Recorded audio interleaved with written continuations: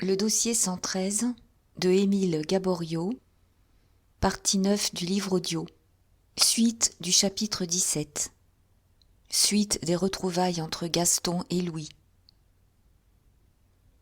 Gaston ne semblait plus se souvenir qu'il avait écrit à Beaucaire, et il ne prononça pas une seule fois le nom de Valentine. Comme tous les hommes qui, ayant beaucoup travaillé en leur vie, ont besoin tout à la fois du mouvement du corps et de l'activité, Gaston se passionnait pour sa nouvelle entreprise. L'usine semblait l'absorber entièrement.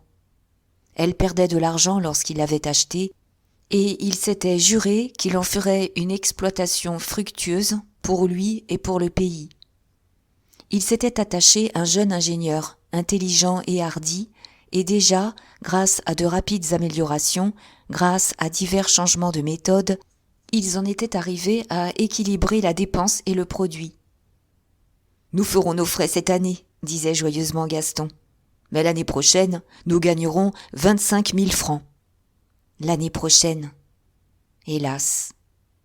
5 jours après le départ de Raoul, un samedi, dans l'après-midi, Gaston se trouva subitement indisposé.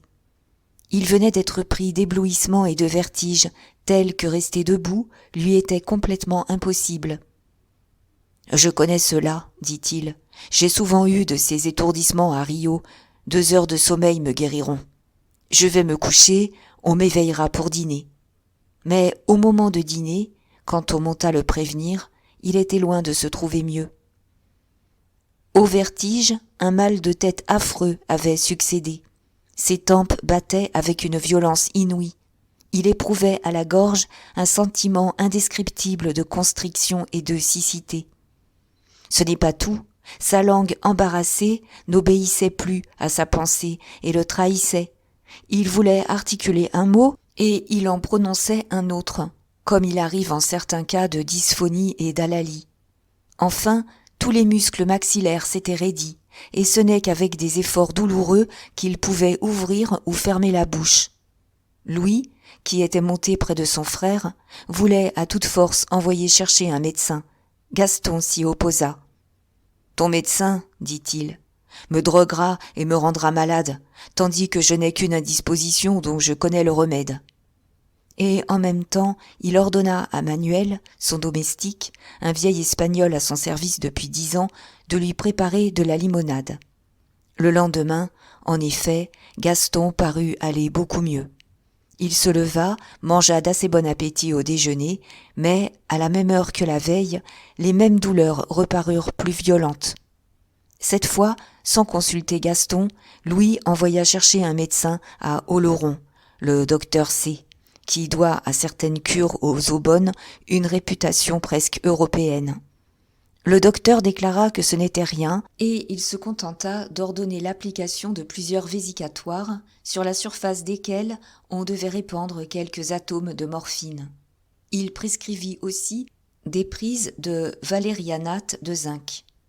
Mais dans la nuit, pendant 3 heures environ, que Gaston reposa assez tranquillement, le cours de la maladie changea brusquement.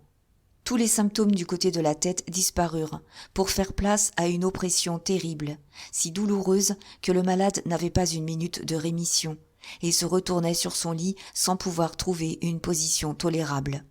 Le docteur C., venu dès le matin, parut quelque peu surpris, déconcerté même du changement. Il demanda si, pour calmer plus rapidement les douleurs, on n'avait pas exagéré la dose de morphine. Le domestique Manuel, qui avait pansé son maître, répondit que non. Le docteur, alors, après avoir ausculté Gaston, examina attentivement ses articulations et s'aperçut que plusieurs se prenaient, c'est-à-dire se gonflaient et devenaient douloureuses. Il prescrivit des sangsues, du sulfate de quinine à haute dose et se retira en disant qu'il reviendrait le lendemain. Gaston, grâce à un violent effort, s'était dressé sur son séant. Il ordonna à son domestique d'aller chercher un de ses amis qui était avocat. « Et pourquoi, grand Dieu ?» demanda Louis. « Parce que, frère, j'ai besoin de ses avis. Ne nous abusons pas, je suis très mal. Or, il n'y a que les lâches ou les imbéciles qui se laissent surprendre par la mort. Quand mes dispositions seront prises, je serai plus tranquille. Qu'on m'obéisse. » S'il tenait à consulter un homme d'affaires, c'est qu'il voulait rédiger un Nouveau Testament et assurer toute sa fortune à Louis. L'avocat qu'il avait envoyé chercher, un de ses amis, était un petit homme fort connu dans le pays, rusé et délié, rompu aux artifices de la légalité, à son aise dans les entraves du code civil, comme une anguille dans sa vase. Lorsqu'il se fut bien pénétré des intentions de son client, il n'eut plus qu'une idée, les réaliser au meilleur marché possible, en évitant habilement des droits de succession toujours considérables. Un moyen fort simple s'offrait. Si Gaston, par un acte, associait son frère à ses entreprises en lui reconnaissant un apport équivalent à la moitié de sa fortune, et qu'il vint à mourir, Louis n'aurait à payer des droits que sur le reste, c'est-à-dire sur la moitié. C'est avec le plus vif empressement que Gaston adopta cette fiction. Non qu'il songeât à l'économie qu'elle réaliserait s'il mourait, mais parce qu'il y voyait une occasion, s'il vivait, de partager avec son frère tout ce qu'il possédait, sans froisser sa délicatesse susceptible. Un acte d'association entre les sieurs Gaston et Louis de Clameran fut donc rédigé pour l'exploitation d'une usine de fonte de fer, acte qui reconnaissait à Louis une mise de fonds de 500 000 francs. Mais Louis, qu'il fallut avertir, puisque sa signature était indispensable, sembla s'opposer de toutes ses forces au projet de son frère. « À quoi bon, disait-il, tous ces préparatifs ? Pourquoi cette inquiétude d'outre-tombe pour une indisposition dont tu ne te souviendras plus dans 8 jours ? Penses-tu que je puisse consentir à te dépouiller de ton vivant ? Tant que tu vis, ce que tu as est à toi, c'est entendu. Si tu meurs, je suis ton héritier. Que veux-tu de plus ? » Vaine parole. Gaston n'était pas de ces hommes dont un rien fait vaciller la faible volonté. Après une longue et héroïque résistance qui fit éclater et son beau caractère et son rare désintéressement, Louis, à bout d'arguments, pressé par le médecin, se décida à apposer sa signature sur les traités rédigés par l'avocat. C'en était fait. Il était désormais, pour la justice humaine, pour tous les tribunaux du monde, l'associé de son frère, le possesseur de la moitié de ses biens. Les plus étranges sensations remuaient alors le complice de Raoul. Il perdait presque la tête, égaré par ce délire passager des gens qui, brusquement, sans transition, par hasard ou par accident, passent de la misère à l'opulence. Que Gaston vécût ou mourût, Louis possédait légitimement, honnêtement, 25 000 livres de rente, même en ne comptant pour rien les bénéfices aléatoires de l'usine. En aucun temps, il n'avait osé espérer ni rêver une telle richesse. Ses vœux n'étaient pas seulement accomplis, ils étaient dépassés. Que lui manquait-il désormais ? Hélas, il lui manquait la possibilité de jouir en paix de cette aisance. Elle arrivait trop tard. Cette fortune qui lui tombait du ciel et qui eût dû le remplir de joie, emplissait son cœur de tristesse et de colère. Ses lettres à Raoul, pendant 2 ou 3 jours, rendaient bien toutes les fluctuations de ses pensées et gardaient un reflet des détestables sentiments qui s'agitaient en lui. « J'ai 25 000 livres de rente », lui écrivait-il, quelques heures après avoir signé l'acte de société. « Je possède, à moi, 500 000 francs. La moitié, que dis-je, le quart de cette somme aurait fait de moi, il y a 1 an, le plus heureux des hommes. À quoi me sert cette fortune, aujourd'hui ? À rien. Tout l'or de la terre ne supprimerait pas une des difficultés de notre situation. Oui, tu avais raison. J'ai été imprudent, mais je paye cher ma précipitation. Nous sommes maintenant lancés sur une pente si rapide que, bon gré mal gré, il faut aller jusqu'au bout. Tenter même de s'arrêter serait insensé. Riche ou pauvre, je dois trembler tant qu'une entrevue de Gaston et de Valentine sera possible. Comment les séparer à jamais ? Mon frère renoncera-t-il à revoir cette femme tant aimée ? Non, Gaston ne renonçait pas à chercher, à retrouver Valentine. Et la preuve, c'est que plusieurs fois, au milieu des plus vives souffrances, il avait prononcé son nom. Cependant, vers la fin de la semaine, le pauvre malade eut 2 jours de rémission. Il put se lever, manger quelques bouchées et même se promener un peu. Mais il n'était plus que l'ombre de lui-même. En moins de 10 jours, il avait vieilli de 10 ans. Le mal, sur les organisations puissantes, comme celle de Gaston, ayant plus de prise, les brise en moins de rien.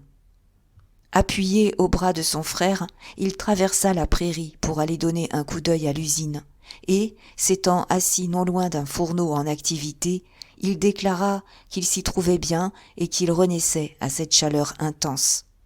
Il ne souffrait pas, il se sentait la tête dégagée, il respirait librement, ses pressentiments se dissipaient. « Je suis bâti à chaud et à sable, disait-il aux ouvriers qui l'entouraient. Je suis capable de m'en tirer.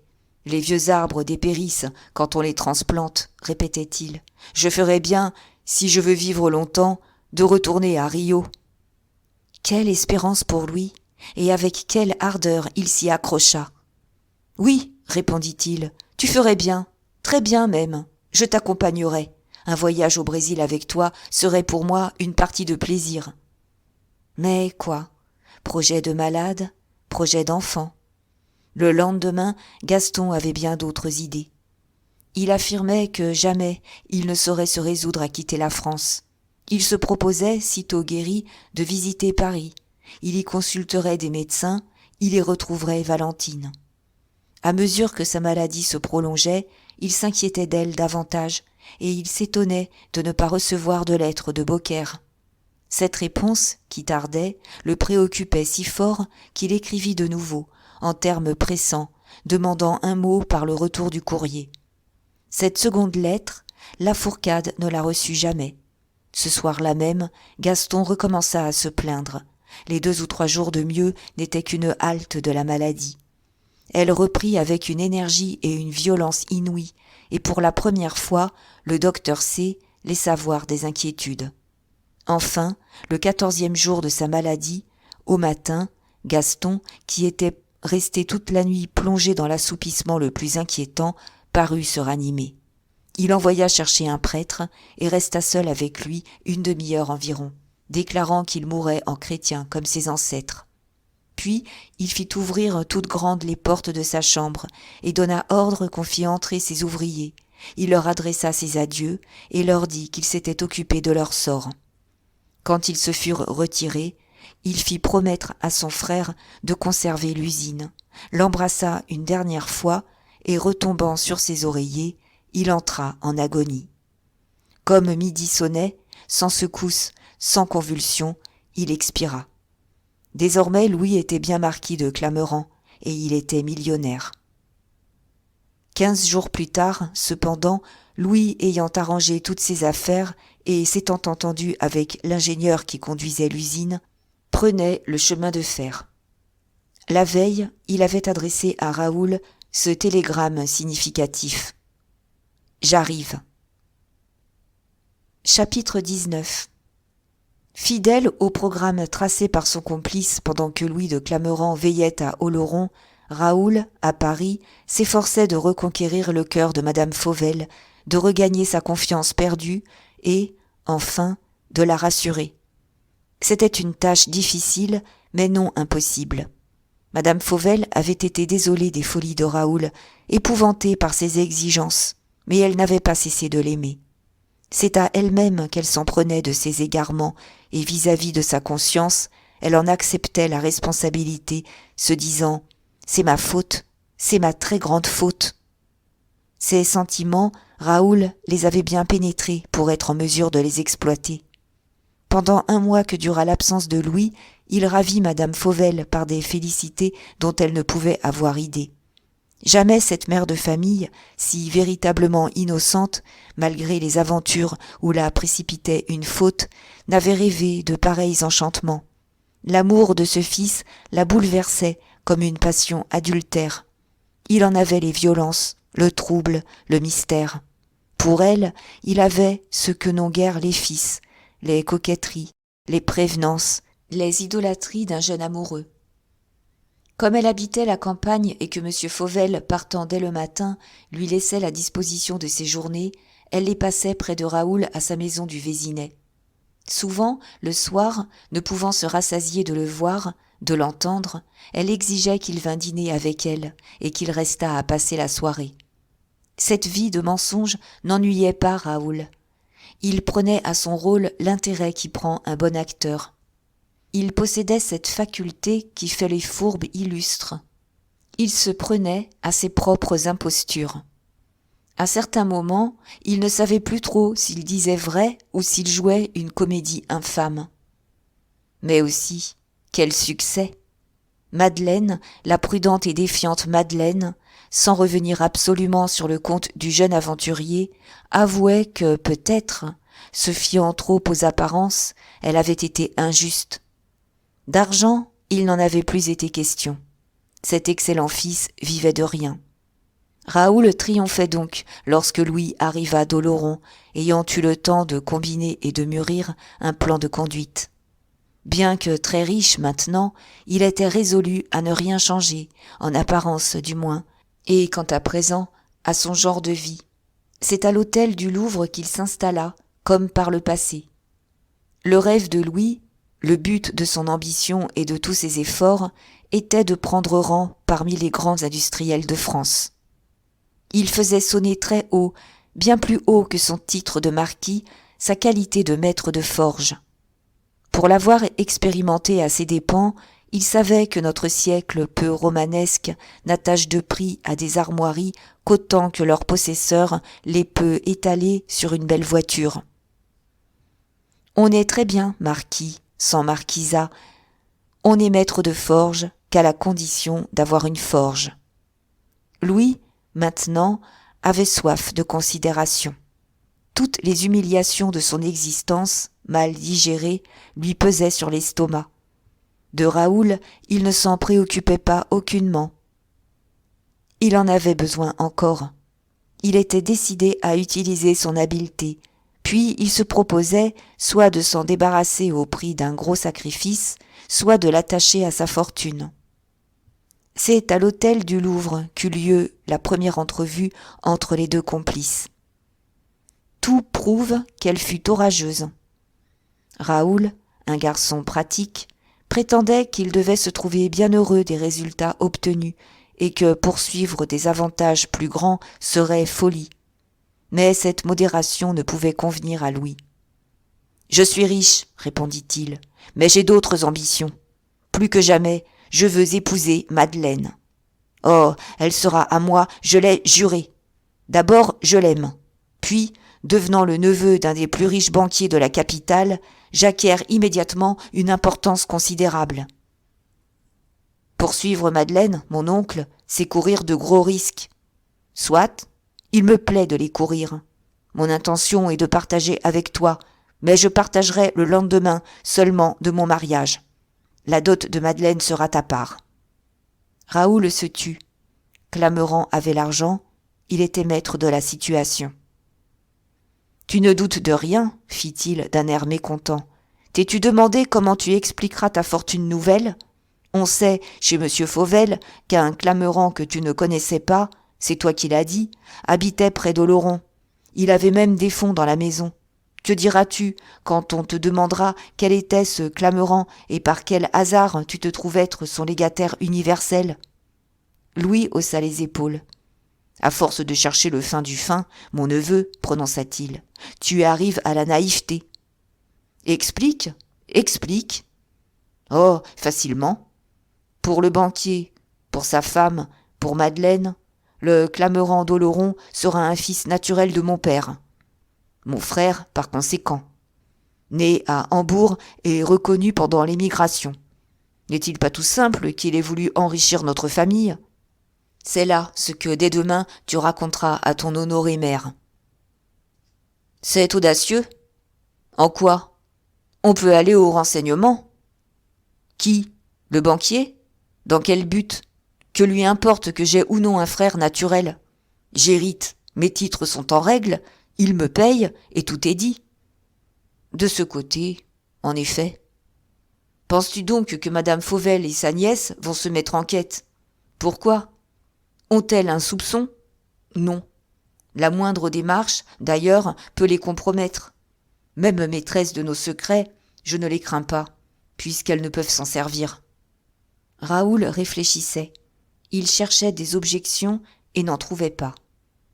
Soit, fit-il, je t'obéirai.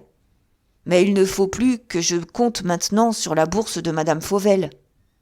Et pourquoi, s'il te plaît? Dame, maintenant que toi, mon oncle, tu es riche.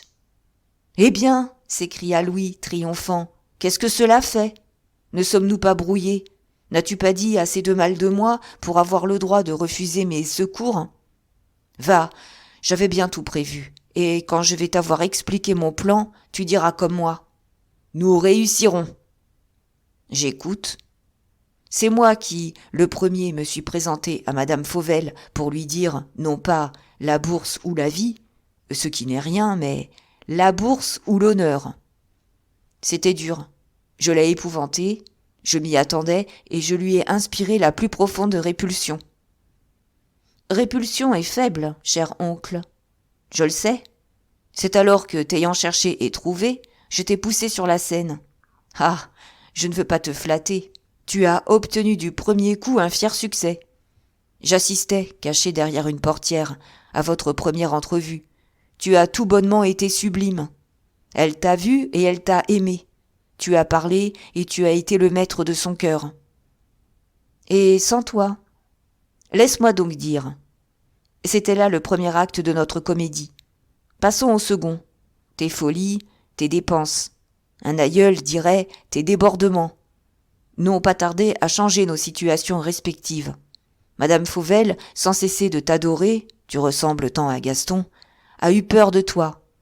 Peur à ce point qu'elle s'est jetée entre mes bras, qu'elle s'est résignée à avoir recours à moi, qu'elle m'a demandé aide et assistance. Pauvre femme. J'ai été fort bien, avoue-le, en cette circonstance. J'ai été grave, froid, paternel, avonculaire, indigné, mais attendri. L'antique probité des Clamerans a noblement parlé par ma bouche. J'ai flétri comme il convient ta coupable conduite. Pendant cette période, j'ai triomphé à tes dépens. Revenant sur ces impressions premières, madame Fauvel m'a aimé, estimé, béni. Ce temps est loin. Louis ne daigna pas relever l'ironique interruption de son neveu. Nous arrivons, poursuivit-il, à la 3e phase, pendant laquelle madame Fauvel, ayant Madeleine pour la conseiller, nous a presque jugés à notre juste valeur. Oh, ne t'y trompe pas, elle nous a redoutés et méprisés autant l'un que l'autre. Si elle ne s'est pas mise à te haïr de toutes ses forces, c'est que, vois-tu, Raoul, le cœur d'une mère, surtout dans la situation où se trouve madame Fauvel, a des trésors d'indulgence et de pardon à rendre le bon Dieu jaloux. Une mère seule peut, en même temps, mépriser et adorer son fils. Elle me l'a, sinon dit, au moins fait comprendre, en termes tels que j'ai été ému, moi. Parbleu, et moi donc? Enfin, c'est là que nous en étions. Madame Fauvel tremblait, Madeleine, se dévouant, avait congédié Prosper et consentait à m'épouser, quand l'existence de Gaston nous a été révélée. Depuis, qu'est-il advenu? Tu as su, aux yeux de madame Fauvel, te faire plus blanc que les neiges immaculées, et tu m'as fait, moi, plus noir que l'enfer. Elle s'est reprise à admirer tes nobles qualités, et, à ses yeux et aux yeux de Madeleine, c'est moi dont la pernicieuse influence te poussait vers le mal. Tu l'as dit, oncle vénéré, c'est là que nous en sommes. Eh bien, nous abordons le 5e acte. Par conséquent, un nouveau revirement est indispensable à notre pièce. Un nouveau revirement? Te paraît difficile, n'est-ce pas? Rien de si simple. Écoute-moi bien, car de ton habileté dépend l'avenir. Raoul, sur son fauteuil, prit la pose des auditeurs intrépides et dit simplement « Je suis tout à toi. » Donc, reprit Louis, dès demain, tu iras trouver madame Fauvel et tu lui diras ce dont nous sommes convenus relativement à Gaston. Elle ne te croira pas, peu importe. L'important, c'est que tu aies l'air, toi, absolument convaincu de ton récit. Je serai convaincu. Moi, d'ici 4 ou 5 jours, je verrai monsieur Fauvel, et je lui confirmerai l'avis qu'a dû lui donner mon notaire d'Oloron, à savoir que les fonds déposés chez lui m'appartiennent. Je rééditerai, à son intention, l'histoire du frère naturel, et je le prierai de vouloir bien garder cet argent dont je n'ai que faire. Tu es la défiance même, mon neveu. Ce dépôt sera pour toi une garantie de ma sincérité. Nous recauserons de cela. Ensuite, mon beau neveu, j'irai trouver madame Fauvel, et je lui tiendrai à peu près ce langage. Étant fort pauvre, chère dame, j'ai dû vous imposer l'obligation de venir en aide au fils de mon frère, qui est votre fils. Ce garçon est un coquin. Merci, mon oncle. Il vous a donné 1000 soucis. Il a empoisonné votre vie qu'il était de son devoir d'embellir. Agréez mes excuses et croyez à mes regrets. Aujourd'hui, je suis riche et je viens vous annoncer que j'entends désormais me charger seul du présent et de l'avenir de Raoul. Et c'est là ce que tu appelles un plan ?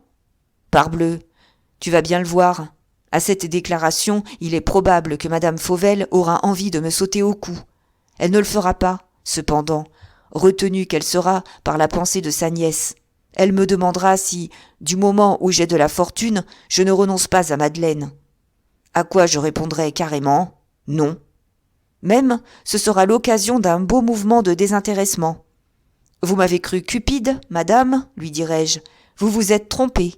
J'ai été séduit. » Comme tout homme le doit être, par la grâce, par les charmes, l'esprit et la beauté de mademoiselle Madeleine. Et je l'aime. N'eût-elle pas un sou, qu'avec plus d'instance encore, je vous demanderais sa main, à genoux. Il a été décidé qu'elle serait ma femme. Permettez-moi d'insister sur ce seul article de nos conventions. Mon silence est à ce prix. Et pour vous prouver que sa dot ne compte pas pour moi, je vous donne ma parole d'honneur que, le lendemain de mon mariage, je remettrai à Raoul une inscription de 25 000 livres de rente. Louis s'exprimait avec un tel accent, d'une voix si entraînante, que Raoul, artiste en fourberie, avant tout, fut émerveillé. « Splendide !» s'écria-t-il. « Cette dernière phrase peut creuser un abîme entre madame Fauvel et sa nièce. Cette assurance d'une fortune pour moi peut mettre ma mère de notre côté. »« Je l'espère, » reprit Louis d'un ton de fausse modestie. « Et j'ai d'autant plus de raison de l'espérer que je fournirai à la chère dame d'excellents arguments pour s'excuser à ses propres yeux. Car vois-tu bien, quand on propose à une honnête personne quelque petite, comment dirais-je, transaction, on doit offrir en même temps des justifications pour mettre la conscience en repos. Le diable ne procède pas autrement. Je prouverai à madame Fauvel et à sa nièce que Prosper les a indignement abusés. Je montrerai ce garçon criblé de dettes, perdu de débauche, jouant, soupant et, pour tout dire, vivant publiquement avec une femme perdue. Et jolie, par-dessus le marché. N'oublie pas qu'elle est ravissante, la señora Gypsy. Dis qu'elle est adorable, ce sera le comble. Ne crains rien. Je serai éloquent et moral autant que le ministère public lui-même. Puis je ferai entendre à madame Fauvel que si vraiment elle aime sa nièce, elle doit souhaiter lui voir épouser non ce petit caissier, un subalterne sans le sou, mais un homme important, un grand industriel, l'héritier d'un des beaux noms de France, marquis, pouvant prétendre aux plus hautes situations, assez riche enfin pour te donner un état dans le monde. Raoul, lui-même, se laissait prendre à ces perspectives. « Si tu ne la décides pas, dit-il, tu la feras hésiter. Oh, je ne m'attends pas à un brusque changement. Ce n'est qu'un germe que je déposerai dans son esprit. Grâce à toi, il se développera, il grandira et portera ses fruits. Grâce à moi, oui, laisse-moi finir. Tout cela dit, je disparais. Je ne me montre plus et ton rôle commence. Comme de juste, ta mère te répète notre conversation. Et même par là, nous jugerons l'effet produit. Mais toi, à l'idée d'accepter quelque chose de moi, tu te révoltes. Tu te déclares énergiquement prêt à braver toutes les privations, la misère. Dis la faim pendant que tu y seras. Plutôt que de recevoir quoi que ce soit d'un homme que tu hais, d'un homme dont... Enfin, tu vois la scène d'ici. Je la vois et je la sens. Dans les rôles pathétiques, je suis toujours très beau. quand j'ai eu le temps de me préparer. Parfait. Seulement, ce généreux désintéressement ne t'empêchera pas de recommencer tout à coup ta vie de dissipation. Plus que jamais tu joueras, tu parieras et tu perdras. Il te faudra de l'argent et encore de l'argent. Tu seras pressant, impitoyable. Et note que de tout ce que tu arracheras, je ne te demanderai nul compte. Ce sera à toi, bien à toi. Diable, si tu l'entends ainsi. Tu marcheras, n'est-ce pas?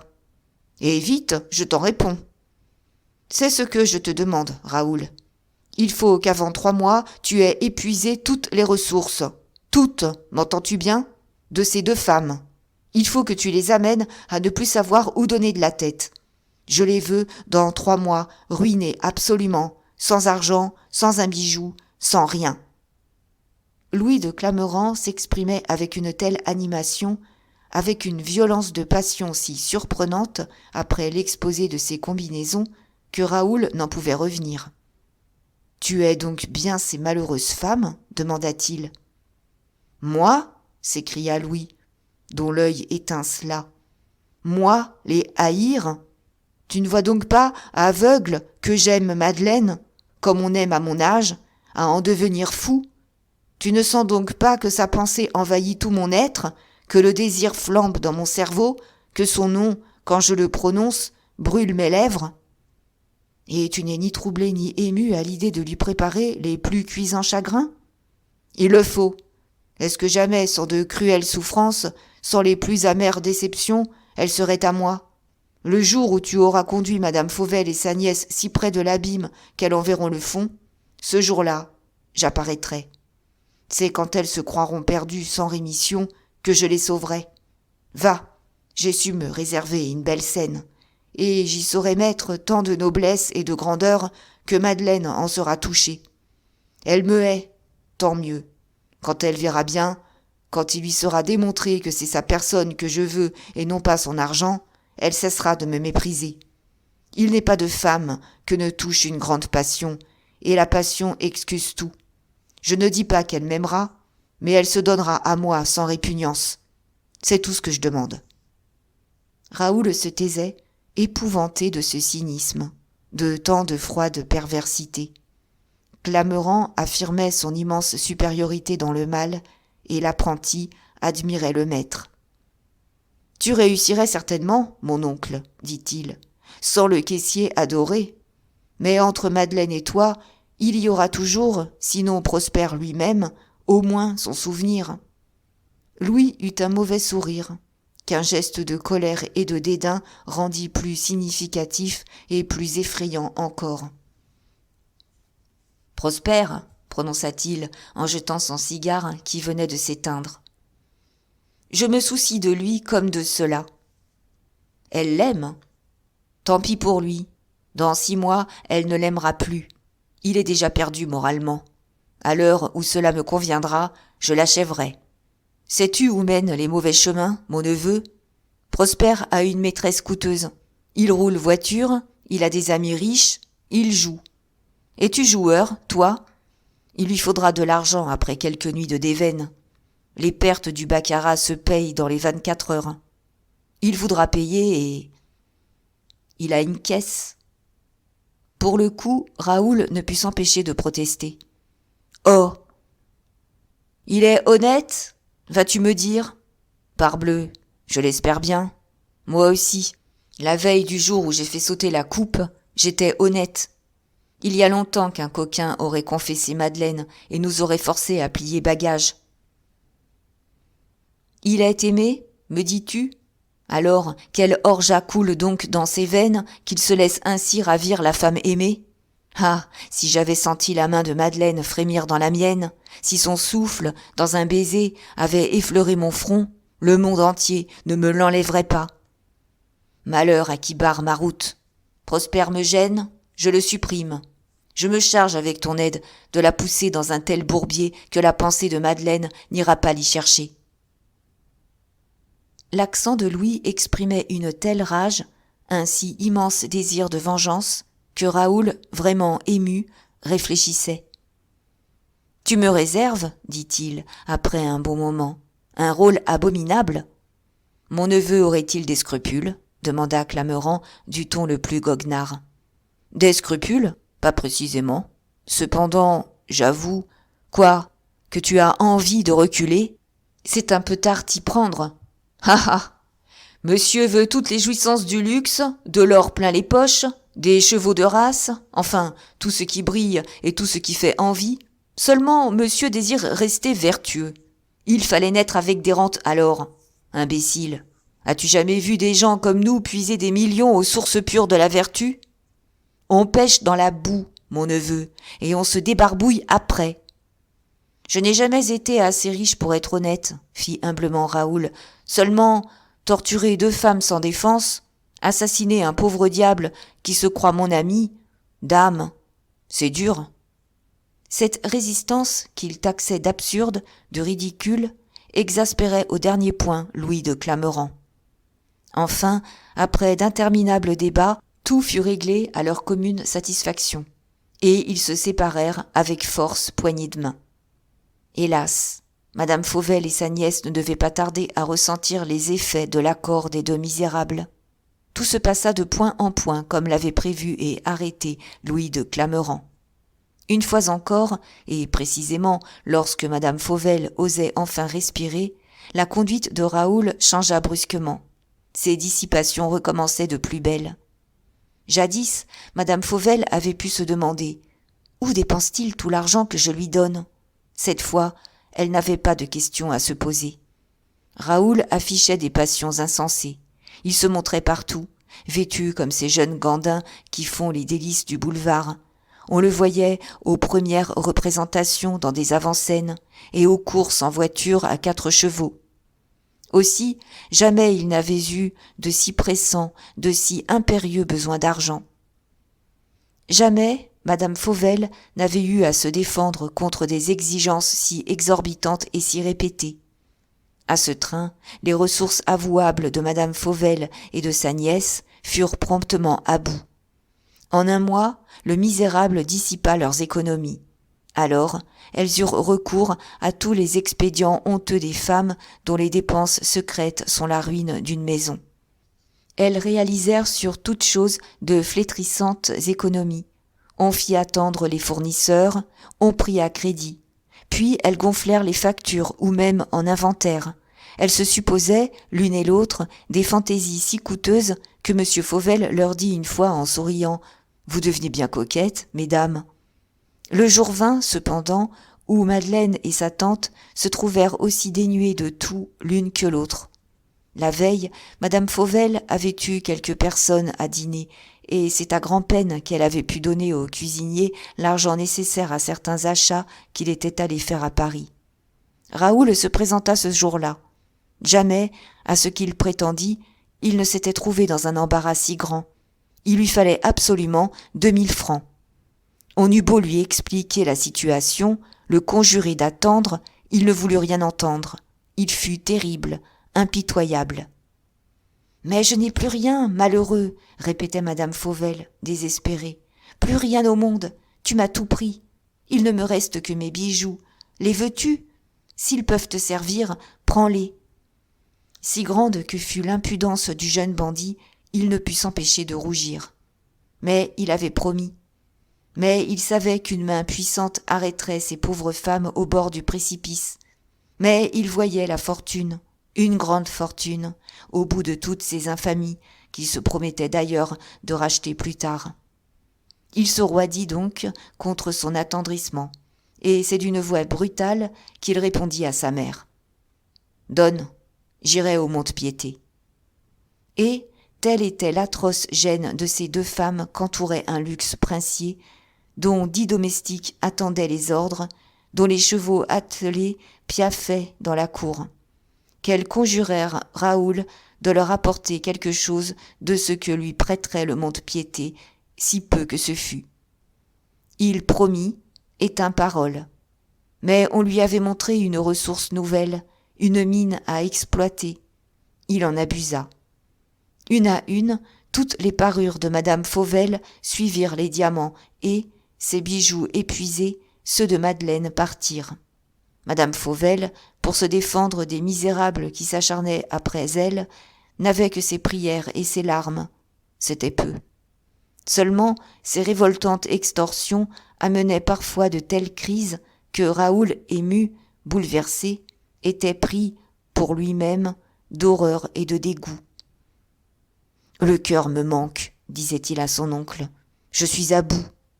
Volons à main armée, je le veux bien, mais égorger deux malheureuses que j'aime, c'est plus fort que moi. » Clameran ne semblait nullement s'étonner de ces répugnances. « C'est triste, répondait-il, je le sais bien, mais nécessité n'a pas de loi. Allons, un peu d'énergie et de patience. Nous touchons au but. » Ils en étaient plus proches que ne le supposait Clameran. Vers la fin du mois de novembre, Madame Fauvel se sentit si bien à la veille d'une catastrophe que l'idée lui vint de s'adresser au marquis. Elle ne l'avait pas revu depuis qu'à son retour d'Oloron, il était venu lui annoncer son héritage.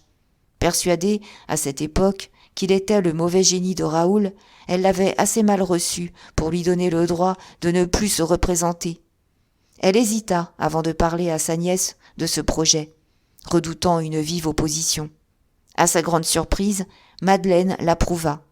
« Plutôt tu verras monsieur de Clameran, dit-elle à sa tante. Mieux cela vaudra. » En conséquence, le surlendemain même, Madame Fauvel arrivait à l'hôtel du Louvre, chez le marquis, prévenu à l'avance par un billet. Il la reçut avec une politesse froide et étudiée, en homme qui a été méconnu et qui, affligé et blessé, se tient sur la réserve. Il parut indigné de la conduite de son neveu, et même, à un moment, il laissa échapper un juron, disant qu'il aurait raison de ce drôle. Mais quand Madame Fauvel lui eut appris que s'il s'adressait sans cesse à elle, c'est qu'il ne voulait rien lui demander à lui, Clameran semblait confondu. « Ah !» s'écria-t-il, « c'est trop d'audace, aussi, le misérable. Je lui ai, depuis 4 mois, remis plus de 20 000 francs. Et si j'ai consenti à les lui donner, c'est que sans cesse, il me menaçait de recourir à vous. » En voyant sur la figure de Madame Fauvel une surprise qui ressemblait à un doute, Louis se leva, ouvrit son secrétaire et en sortit des reçus de Raoul qu'il montra. Le total de ces reçus s'élevait à 23 500 francs. Madame Fauvel était anéantie.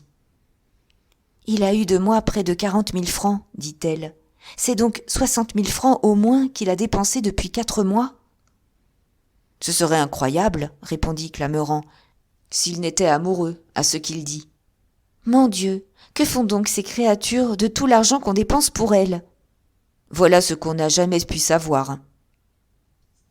Il paraissait très sincèrement plaindre Madame Fauvel. Il lui promit que, ce soir même, il verrait Raoul, qu'il saurait bien ramener à des sentiments meilleurs. Puis, après de longues protestations, il finit par mettre sa fortune entière à sa disposition. Madame Fauvel refusa ses offres, mais elle en fut touchée, et, en rentrant, elle disait à sa nièce « Peut-être nous sommes-nous trompés. Peut-être n'est-ce pas un mauvais homme. » Madeleine hocha tristement la tête. Ce qui arrivait, elle l'avait prévu. Le beau désintéressement du marquis, c'était la confirmation de ses pressentiments. Raoul, lui, était allé chez son oncle chercher des nouvelles. Il le trouva radieux. « Tout marche à souhait, mon neveu, » lui dit Clameran. « Tes reçus ont fait merveille. Ah, tu es un solide partenaire, et je te dois les plus chaudes félicitations. 40 000 francs en 4 mois. »« Oui, » répondit négligemment Raoul. « C'est à peu près ce que m'a prêté le mont-de-piété. »« Peste, tu dois avoir de belles économies, car la demoiselle des délassements n'est, je l'imagine, qu'un prétexte. Ceci, cher oncle, est mon affaire. Souviens-toi de nos conventions. Ce que je puis te dire, c'est que Madame Fauvel et Madeleine ont fait argent de tout. Elles n'ont plus rien, et moi, j'ai assez de mon rôle. Aussi ton rôle est-il fini. Je te défends désormais de demander 1 centime. Où en sommes-nous donc ? Qu'y a-t-il ?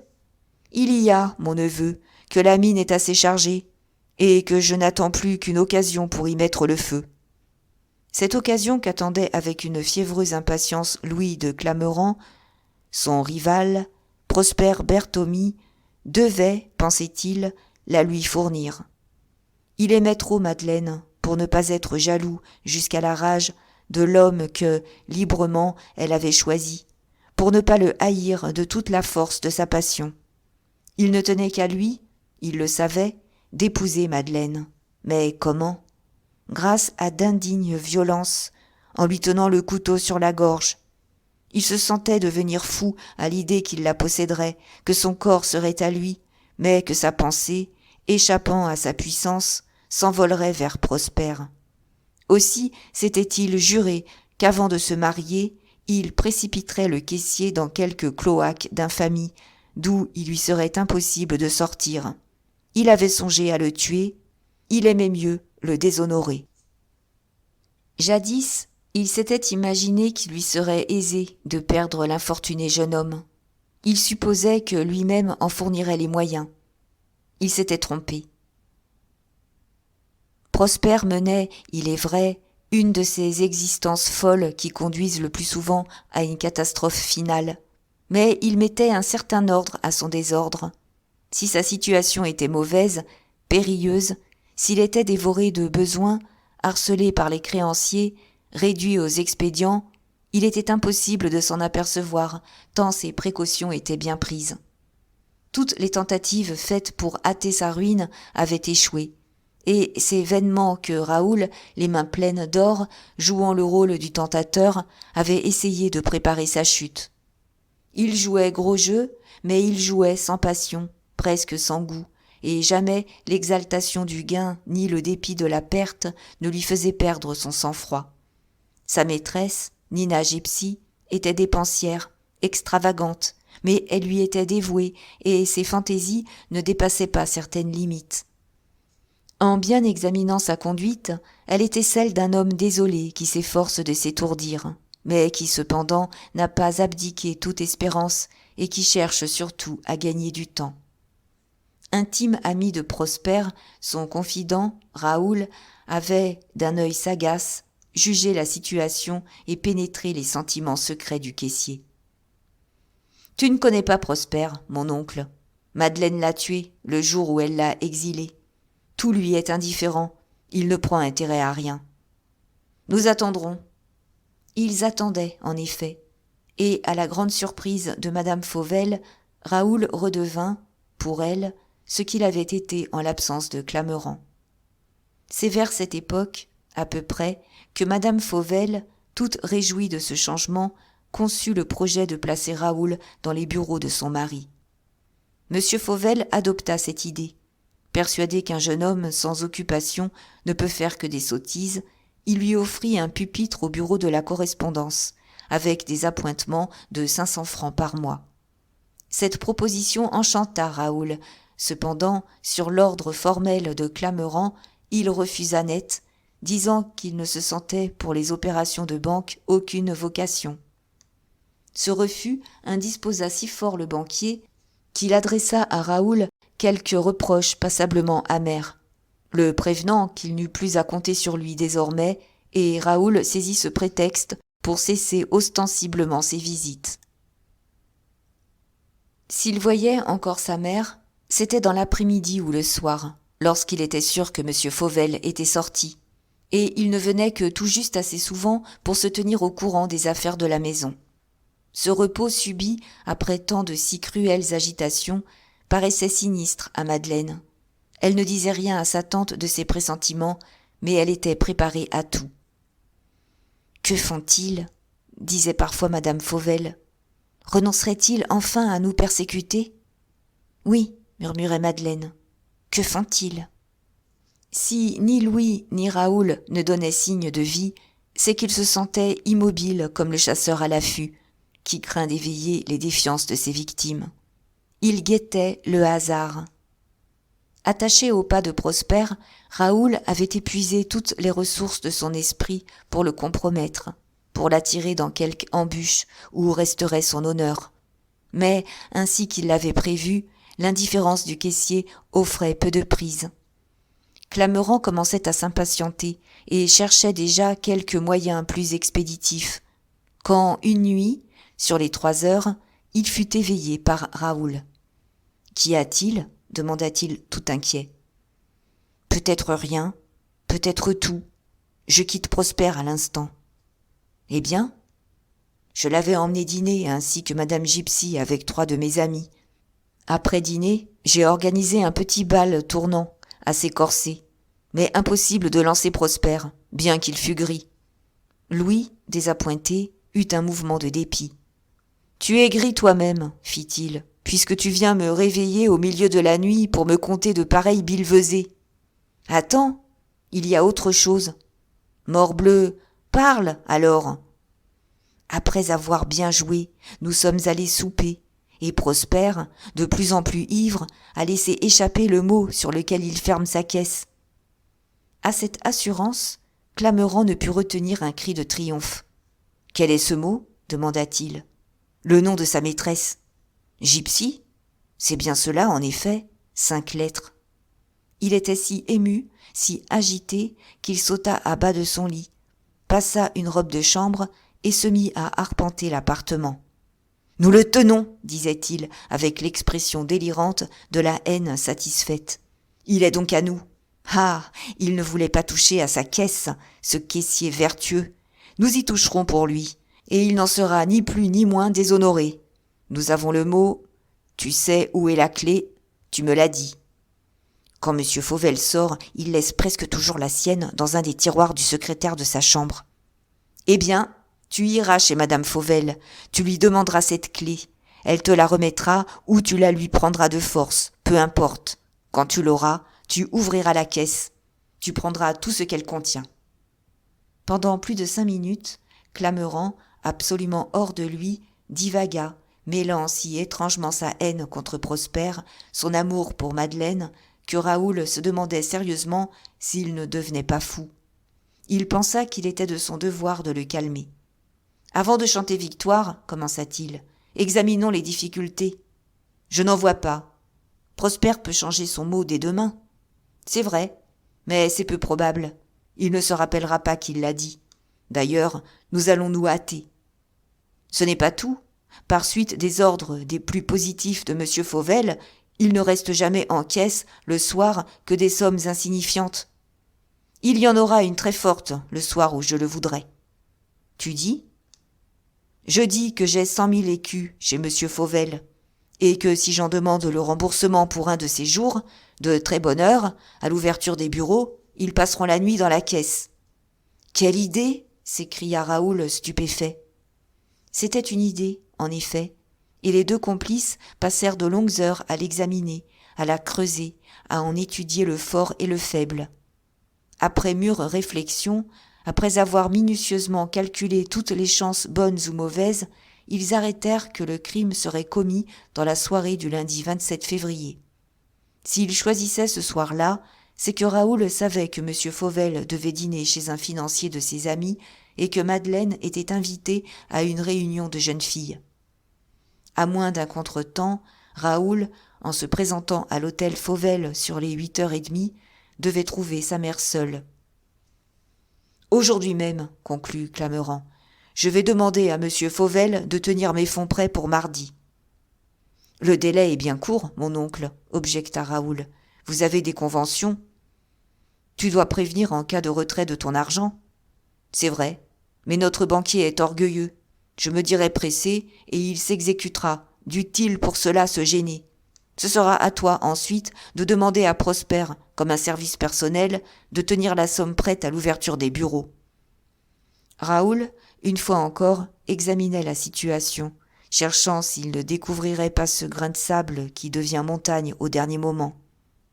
Tout alla d'ailleurs au gré des 2 misérables, le banquier ne daignant pas rappeler les conventions consenties au remboursement pour l'époque indiquée. Prosper promit que l'argent serait prêt dès le matin. Chapitre 20. Clameran avait dit à Raoul « Surtout, soigne ton entrée. Ton aspect seul doit tout dire et éviter des explications impossibles. » La recommandation était inutile. Raoul, en entrant dans le petit salon, était si pâle et si défait, ses yeux avaient une telle expression d'égarement qu'en l'apercevant, Madame Fauvel ne put retenir un cri. « Raoul, quel malheur t'est arrivé ?»« Le malheur qui m'arrive, répondit-il. sera le dernier, ma mère. » Madame Fauvel ne l'avait jamais vue ainsi. Elle se leva, émue, palpitante, et vint se placer près de lui, son visage touchant presque le sien, comme si, en le fixant de toutes les forces de sa volonté, elle eût pu lire jusqu'au fond de son âme. « Qu'y a-t-il » insista-t-elle. « Raoul, mon fils, réponds-moi. » Il la repoussa doucement. « Ce qu'il y a, » répondit-il d'une voix étouffée, et qui cependant faisait vibrer les entrailles de madame Fauvel. « Il y a, ma mère, que je suis indigne de toi, indigne de mon noble et généreux père. » Elle fit un signe de tête, comme pour essayer de protester. « Oh, continua-t-il, je me connais et je me juge. Personne ne saurait me reprocher l'infamie de ma conduite aussi cruellement que me la reproche ma conscience. Je n'étais pas né mauvais, cependant je ne suis qu'un misérable fou. Il y a des heures où, frappé de vertige, je ne sais plus ce que je fais. Ah, je ne serais pas ainsi, ma mère, si je t'avais eu près de moi, dans mon enfance. Mais, élevé parmi des étrangers, livré à moi-même, sans autre conseiller que mes instincts, je me suis abandonné sans lutte à toutes mes passions. N'ayant rien, portant un nom volé, je suis vaniteux et dévoré d'ambition. Pauvre sans autre ressource que tes secours, j'ai les goûts et les vices des fils de millionnaires. Hélas, quand je t'ai retrouvé, le mal était fait. Ton affection, tes maternelles tendresses, qui m'ont donné mes seuls jours de bonheur vrai ici-bas, n'ont pas pu m'arrêter. Moi qui ai tant souffert, qui ai enduré tant de privations, qui ai manqué de pain, j'ai été affolé par le luxe si nouveau pour moi que tu me donnais.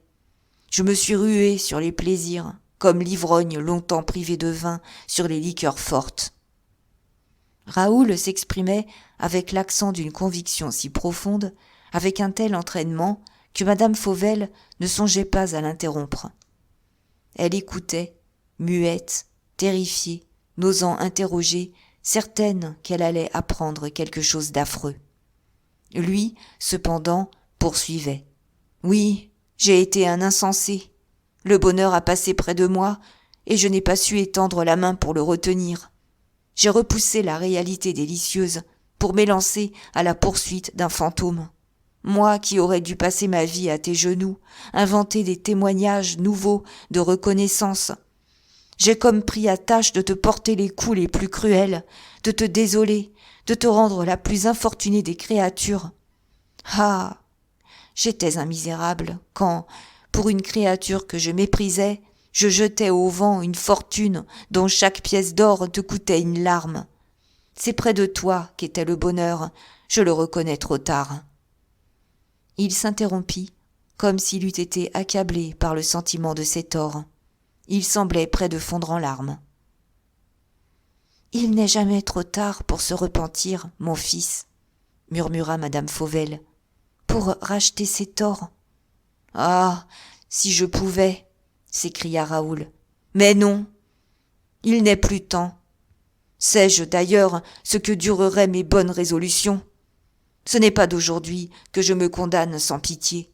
Saisi de remords à chaque faute nouvelle, je me jurais de reconquérir ma propre estime.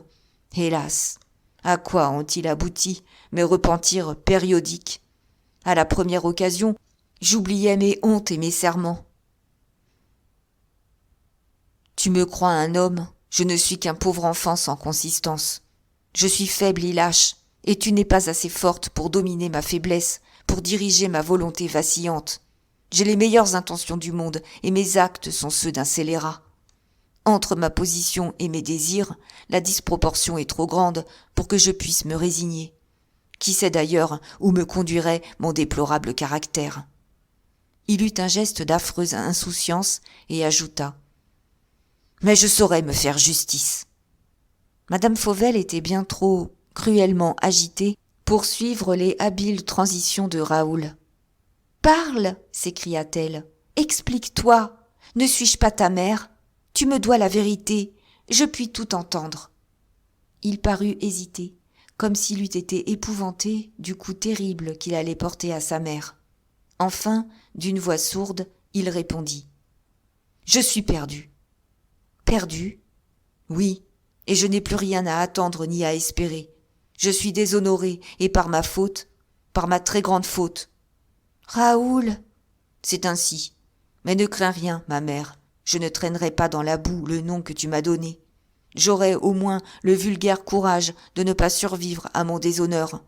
Va, ma mère, ne me plains pas. Je suis de ceux après lesquels s'acharne la destinée et qui n'ont de refuge que la mort. Je suis un être fatal.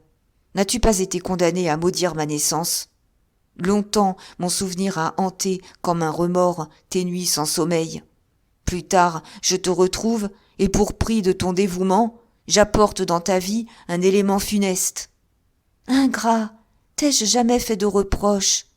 Jamais. Aussi, est-ce en te bénissant et ton nom chéri sur les lèvres que va mourir ton Raoul. Mourir ? Toi ? Il le faut, ma mère. L'honneur commande. Je suis condamné par des juges sans appel, ma volonté et ma conscience. 1 heure plus tôt, Madame Fauvel eût juré que Raoul lui avait fait souffrir tout ce que peut endurer une femme, et voici que, cependant, il lui apportait une douleur nouvelle, si aiguë que les autres, en comparaison, ne lui semblaient plus rien. « Qu'as-tu donc fait ?» balbutia-t-elle. « On m'a confié de l'argent. J'ai joué, je l'ai perdu. »« C'est donc une somme énorme ? » ?»« Non, mais ni toi ni moi ne saurions la trouver. Pauvre mère, ne t'ai-je pas tout pris ? Ne m'as-tu pas donné jusqu'à ton dernier bijou ? » ?»« Mais monsieur de Clamerans est riche, il a mis sa fortune à ma disposition. Je vais faire atteler et aller le trouver. » »« Monsieur de Clamerans, ma mère, est absent pour 8 jours, et c'est ce soir que je dois être sauvé ou perdu. Va, j'ai songé à tout avant de me décider. On tient à la vie, à 20 ans. » Il sortit à demi le pistolet qu'il avait dans sa poche et ajouta avec un sourire forcé. « Voilà qui arrange tout. » Madame Fauvel était trop hors de soi pour réfléchir à l'horreur de la conduite de Raoul, pour reconnaître dans ces horribles menaces un suprême expédient. Oubliant le passé, sans souci de l'avenir, tout entière à la situation présente, elle ne voyait qu'une chose, c'est que son fils allait mourir, se tuer, et qu'elle ne pouvait rien pour l'arracher au suicide. « Je veux que tu attendes, » dit-elle. « André va rentrer.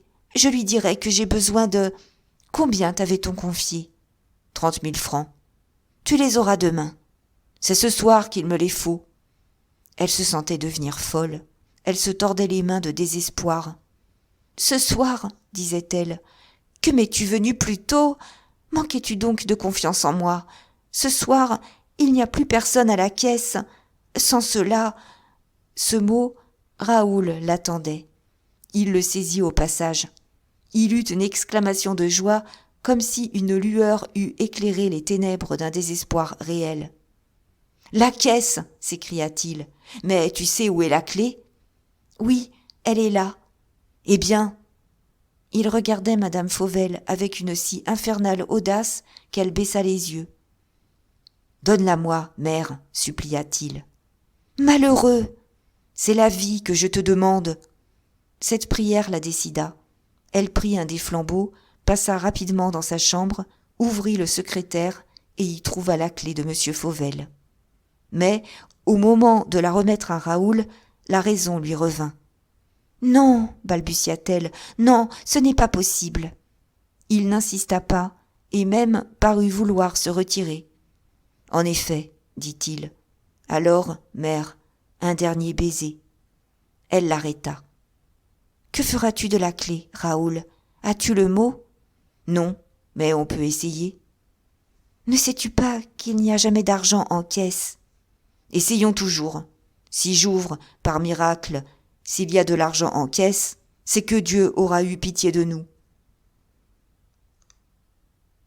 Et si tu ne réussis pas, me jures-tu d'attendre jusqu'à demain ? » ?»« Sur la mémoire de mon père, je le jure. »« Alors, voici la clé. Viens. » Pâle et tremblant, Raoul et Madame Fauvel traversèrent le cabinet du banquier et s'engagèrent dans l'étroit escalier tournant qui met en communication les appartements et les bureaux. Raoul marchait le premier, tenant la lumière, serrant entre ses doigts crispés la clé de la caisse. En ce moment, Madame Fauvel était convaincue que la tentative de Raoul serait inutile. Elle était donc presque rassurée sur les suites de cette révoltante entreprise, et elle ne redoutait guère que le désespoir de Raoul après un échec. Si elle prêtait les mains à une action dont la pensée lui paraissait affreuse, si elle avait livré la clé, c'est qu'elle se fiait à la parole de Raoul, et qu'elle voulait surtout gagner du temps. Quand il aura reconnu l'inanité de ses espérances et de ses efforts, pensait-elle, il attendra, il me l'a juré, jusqu'à demain, et moi, alors, demain. Ce qu'elle ferait, le lendemain, elle l'ignorait, et ne se le demandait même pas. Mais dans les situations extrêmes, le moindre délai rend l'espérance, comme si un court répit était le salut définitif. Ils étaient arrivés dans le bureau de Prosper, et Raoul avait placé la lampe sur une tablette assez élevée pour que, malgré l'abat-jour, elle éclairât toute la pièce. Il avait alors recouvré, sinon tout son sang-froid, au moins cette précision mécanique des mouvements presque indépendante de la volonté, et que les hommes accoutumés au péril trouvent à leur service, alors qu'il est le plus pressant.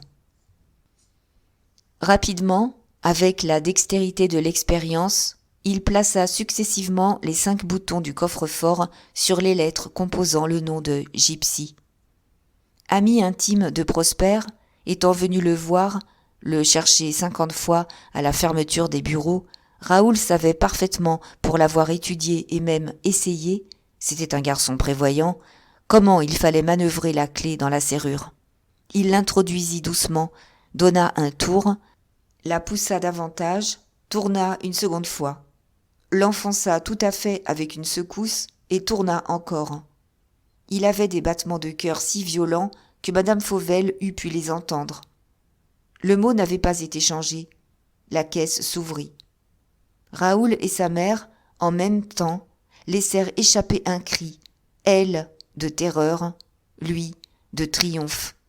« Referme !» s'écria Madame Fauvel, épouvantée de ce résultat inexplicable, incompréhensible. « Laisse, reviens !» Et, à moitié folle, elle se précipita sur Raoul, s'accrocha désespérément à son bras et le tira à elle avec une telle violence que la clé sortit de la serrure, glissa le long de la porte du coffre et y traça une longue et profonde éraillure. Mais Raoul avait eu le temps d'apercevoir sur la tablette supérieure de la caisse 3 liasses de billets de banque. Il les saisit de la main gauche et les glissa sous son paletot entre son gilet et sa chemise. Épuisée par l'effort qu'elle venait de faire, succombant à la violence de ses émotions, Madame Fauvel avait lâché le bras de Raoul et, pour ne pas tomber, se soutenait au dossier du fauteuil de Prosper. « Grâce, Raoul, disait-elle, je t'en conjure, remets ces billets de banque dans la caisse. J'en aurai demain, je te le jure, 10 fois plus, et je te les donnerai, mon fils. Je t'en prie, aie pitié de ta mère. » Il ne l'écoutait pas. Il examinait les rayures laissées sur le battant. Cette trace du vol était très visible et l'inquiétait. « Au moins, poursuivait Madame Fauvel, ne prends pas tout. Garde juste ce qu'il te faut pour te sauver et laisse le reste. »« À quoi bon ? La soustraction en sera-t-elle moins découverte ? » ?»« Oui, parce que moi, vois-tu bien, j'arrangerai tout. Laisse-moi faire. Je saurai bien trouver une explication plausible. Je dirai à André que c'est moi qui ai eu besoin d'argent. » Avec 1000 précautions, Raoul avait refermé le coffre-fort. « Viens, dit-il à sa mère, retirons-nous. On peut nous surprendre. Un domestique peut entrer dans le salon, ne pas nous y trouver et s'étonner. » Cette cruelle indifférence, cette faculté de calcul dans un tel moment transportèrent Madame Fauvel d'indignation. Elle se croyait encore quelque influence sur son fils, elle croyait à la puissance de ses prières et de ses larmes. « Eh bien, répondit-elle, tant mieux, qu'on nous surprenne et je serai contente. Alors tout sera fini. André me chassera comme une misérable, mais je ne sacrifierai pas des innocents. C'est Prosper qu'on accusera demain. Clamerant lui a pris la femme qu'il aimait. Tu prétends, toi, lui voler son honneur? Je ne veux plus. » Elle parlait très haut, d'une voix si éclatante que Raoul eut peur. Il savait qu'un garçon de bureau passait la nuit dans la pièce voisine. Ce garçon, bien qu'il ne fût pas tard, pouvait fort bien être couché et tout entendre. « Remontons, » dit-il en saisissant madame Fauvel par le bras. Mais elle se débattit. Elle s'était accrochée à une table pour mieux résister. « J'ai déjà été assez lâche pour sacrifier Madeleine, » répétait-elle. « Je ne sacrifierai pas Prosper. » Raoul comprit qu'un argument victorieux briserait seul la résolution de madame Fauvel. « Hé !» fit-il avec un rire cynique. « Tu ne comprends donc pas que je suis d'accord avec Prosper et qu'il m'attend pour partager ? C'est impossible. Allons bon. Tu t'imagines alors que le hasard seul m'a soufflé le mot et a rempli la caisse ? Prosper est honnête. Certainement, et moi aussi. Seulement, nous manquions d'argent. Tu mens. Non, chère mère. Madeleine a chassé Prosper, et dame, il se console comme il peut, ce pauvre garçon. Et les consolations sont hors de prix. » Il avait repris la lampe, et doucement, mais avec une vigueur extraordinaire, il poussait madame Fauvel vers l'escalier. Elle se laissait faire maintenant, plus confondue de ce qu'elle venait d'entendre que d'avoir vu la caisse s'ouvrir. « Quoi ? » murmurait-elle. « Prosper serait un voleur ? » « Il faut remettre la clé dans le secrétaire, » dit Raoul, dès qu'ils furent dans la chambre à coucher. Mais elle ne parut pas l'entendre. Et c'est lui qui replaça la clé de la caisse là où il l'avait vue prendre.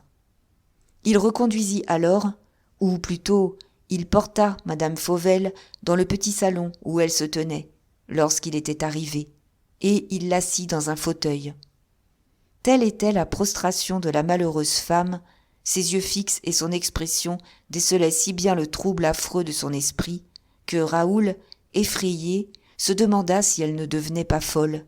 « Raoul, » murmurait-elle, « mon fils, tu m'as tué. » Sa voix avait une douceur si pénétrante, son accent exprimait si bien le plus affreux désespoir, que Raoul, remué jusqu'au fond de l'âme, eut un bon mouvement.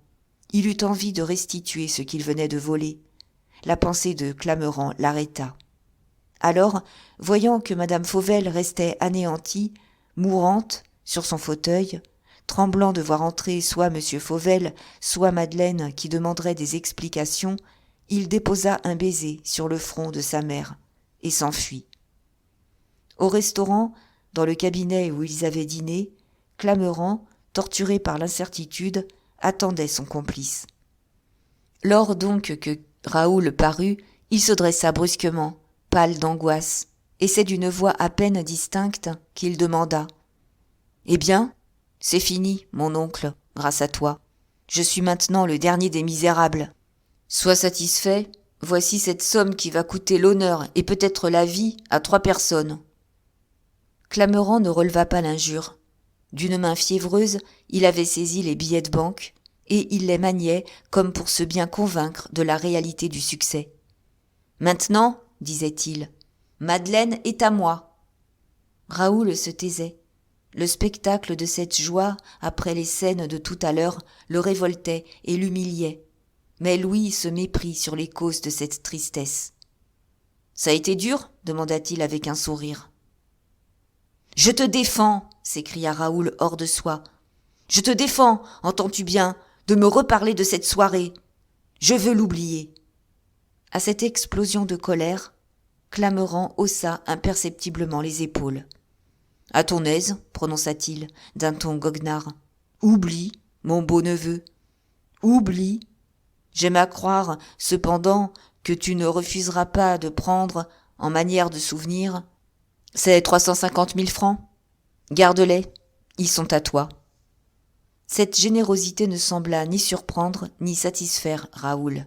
« D'après nos conventions, dit-il, j'ai droit à bien davantage. Aussi, n'est-ce qu'un acompte. Et quand aurai-je le reste, s'il vous plaît ? Le jour de mon mariage avec Madeleine, mon beau neveu. Pas avant. Tu es un auxiliaire trop précieux pour que je songe à me priver de tes services. Et, tu sais, Si je ne me défie pas de toi, je ne suis pas tout à fait sûr de ton affection sincère. » Raoul réfléchissait que commettre un crime et n'en tirer aucun profit serait aussi par trop niais. Venu avec l'intention de rompre avec Clameran, il se décidait à n'abandonner la fortune de son complice que lorsqu'il n'aurait plus rien à en espérer. « Soit, fit-il, j'accepte l'acompte, mais plus de commissions comme celle de ce soir, je refuserai. » Clameran eut un éclat de rire. « Bien, répondit-il, très bien, tu deviens honnête. C'est le bon moment, puisque te voici riche. Que la conscience timorée se rassure, je n'aurai plus à te demander d'insignifiants services de détail. Rentre dans la coulisse. Mon rôle commence.